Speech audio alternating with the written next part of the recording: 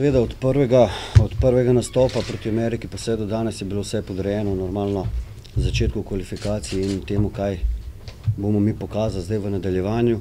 Temu primerno je bilo tudi kar nekaj novosti. Zdaj več nimamo niti prostora za kakršnokoli eksperimentiranje, niti za kakšne druge izlete, ampak enostavno zdaj se gre gre za točke, gre za pozicije in normalno prisotna je relativno pozitivna trema. Rezultat se dela tudi na tujem, na gostovanju, tako da kompaktnost, ko sem rekel, to pomeni kompaktnost kompletnega moštva na igrišču, izven igrišča, na domačem terenu ali pa v gosteh. Slovenija je vedno dala svoj maksimum, če je imela boljšo podporo